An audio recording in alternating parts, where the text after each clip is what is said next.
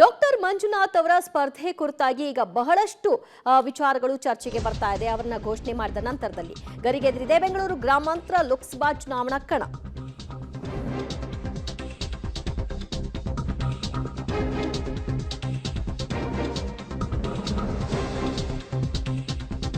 ಬೆಂಗಳೂರು ಲೋಕಸಭಾ ಚುನಾವಣಾ ಕಣ ಈಗ ದಿನದಿಂದ ದಿನಕ್ಕೆ ಹೆಚ್ಚಾಗ್ತಾ ಇದೆ. ಡಿಕೆ ಬ್ರದರ್ಸ್ಗೆ ಟಕ್ಕರ್ ಕೊಡೋ ಸಲುವಾಗಿ ಈಗ ಡಾಕ್ಟರ್ ಅನ್ನ ಕಣಕ್ಕಿಳಿಸಿದ್ದಾರೆ. ರಾಮನಗರದಲ್ಲಿ ಮೈತ್ರಿ ಅಭ್ಯರ್ಥಿಯಾಗಿ ಡಾಕ್ಟರ್ ಮಂಜುನಾಥ್ ಸಭೆಯನ್ನ ಕೂಡ ಹಮ್ಮಿಕೊಂಡಿದ್ದು ಸಭೆ ನಡೆಸ್ತಾ ಇದ್ದಾರೆ. ಬಿಜೆಪಿ ಕಾರ್ಯಕರ್ತರ ಸಭೆ ನಡೆಸಿದ್ದಾರೆ ಡಾಕ್ಟರ್ ಮಂಜುನಾಥ್.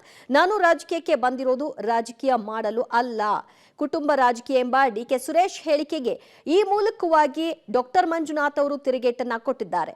ಗರಿಗೆದರಿದೆ ಬೆಂಗಳೂರು ಗ್ರಾಮಾಂತರ ಲೋಕಸಭಾ ಕಣ. ನಾವು ಕೂಡ ಅದು ನಾನು ಉದ್ಯೋಗದಕ್ಕನಾಗಿ ಕೆಲಸ ಮಾಡಿದ್ದೇನೆ. ನನಗೆ ಬಹಳ ಪ್ರೀತಿ ಅಂದರೆ ಯಾರಪ್ಪ ಅಂದರೆ ಬಡವರ ಕಂಡ್ರೆ ನನಗೆ ಬಹಳ ಪ್ರೀತಿ, ರೈತರ ಕಂಡ್ರೆ ಬಹಳ ಪ್ರೀತಿ. ಯಾವಾಗಲೂ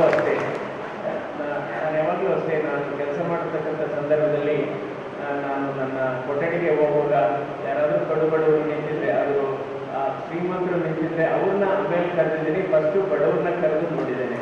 ಸೊ ಅದರಿಂದ ನಾವು ಇದೊಂದು ಧರ್ಮಯುದ್ಧ ಅಂತ ನನ್ನ ಭಾವನೆ. ಇದೊಂದು ಧರ್ಮಯುದ್ಧ. ಈ ಧರ್ಮಯುದ್ಧದಲ್ಲಿ ನಾವೆಲ್ಲ ಜಯಿಸಬೇಕು. ಹಾಗೆಯೇ